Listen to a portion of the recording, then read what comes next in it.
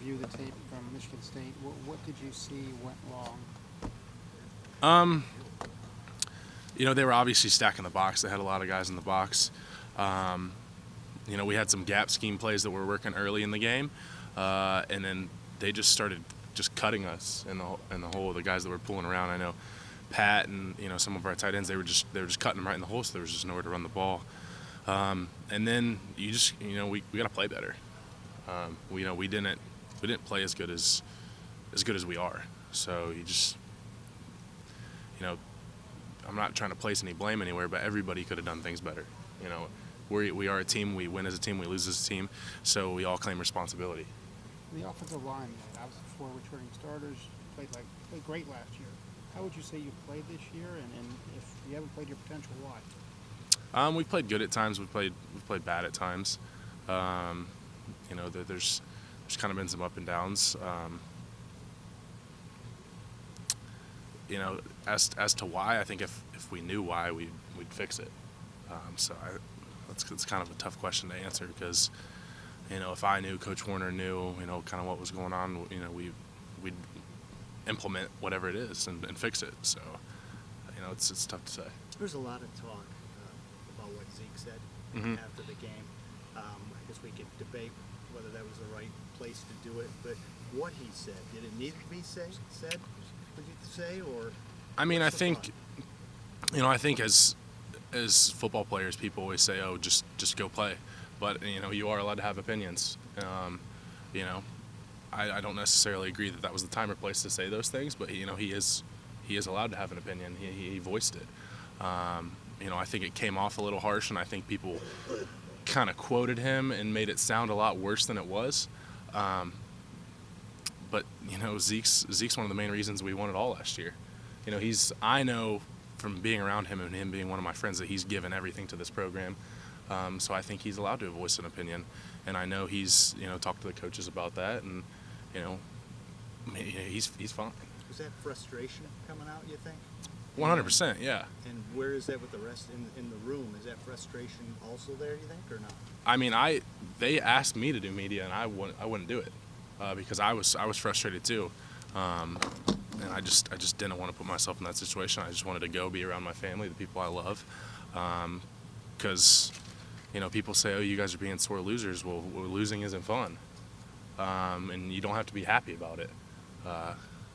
So I didn't even want to do media, but. You said you don't like losing. It's been since 2015 you lost back-to-back.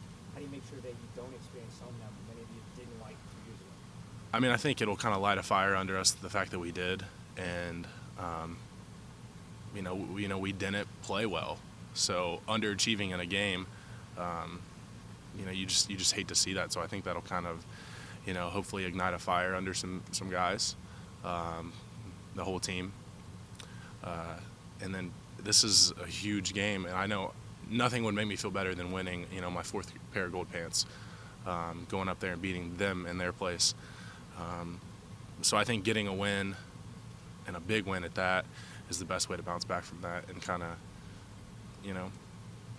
show what this program is about.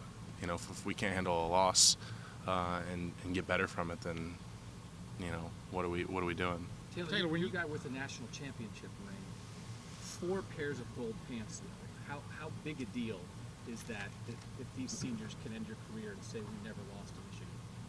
I mean, I think that'd be huge. I know when I first came in, I told my dad, I was like, that'd be really, really cool to leave here like that, because I've seen videos of former players here in the NFL, and that'll be a point of trash talk for them if they didn't win 4 pairs of gold pants. So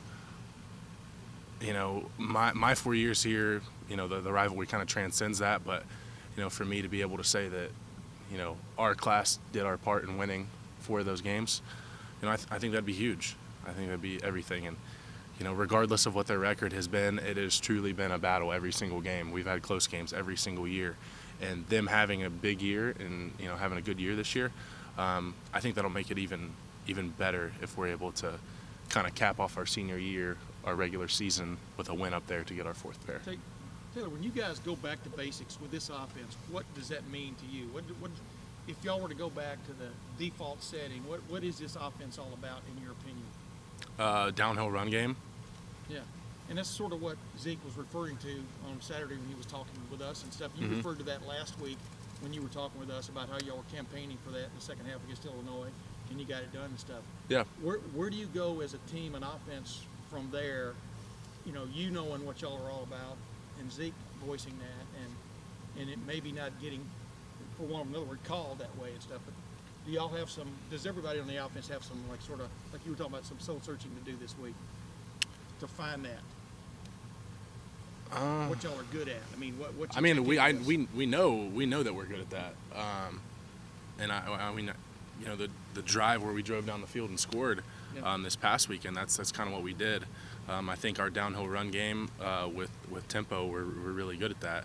But it's just not something you can do all the time. Yeah. There's extenuating circumstances. You got to get, you got to rotate some players in at different receiver positions, or maybe Zeke needs a blow or something like that.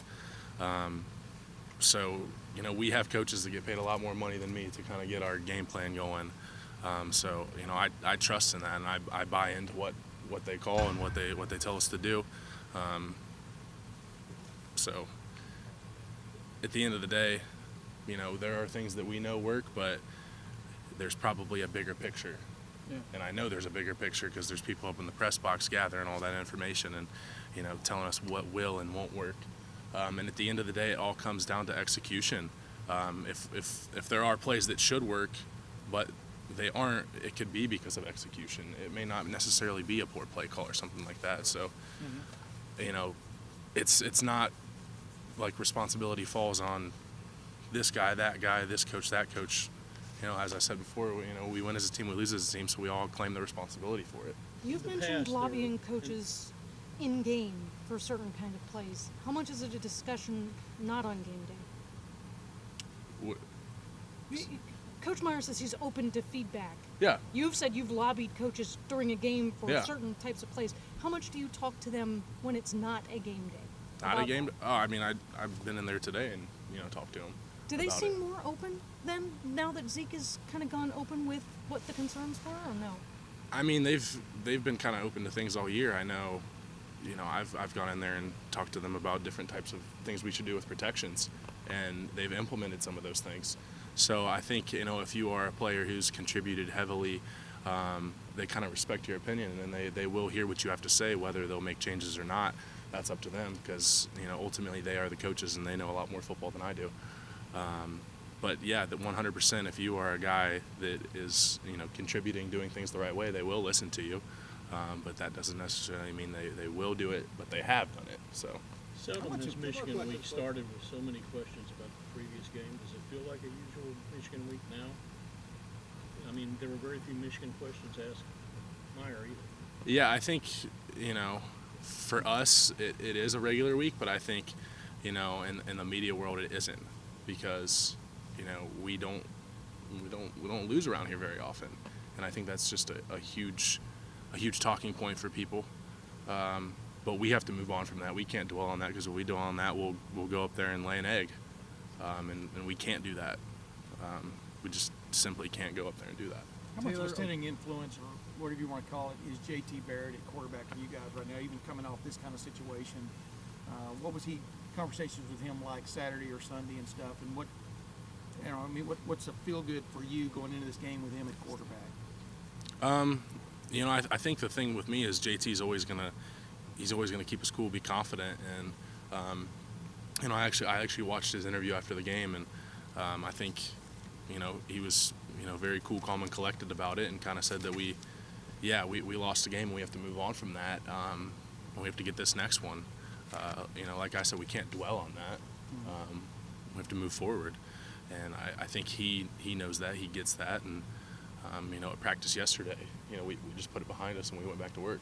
Taylor, what is it like playing in a program though where the standard is win or else, where it is perfection, where that's how y'all are judged? I mean, next year, if you're on a team that goes 9-7, you're going to be feeling pretty good, probably. You know what I mean? What is it like to be in the middle, to be inside in that kind of a pressure kind of situation? Not every college is like that. Yeah, and I think I mean, that's kind of what you come here for.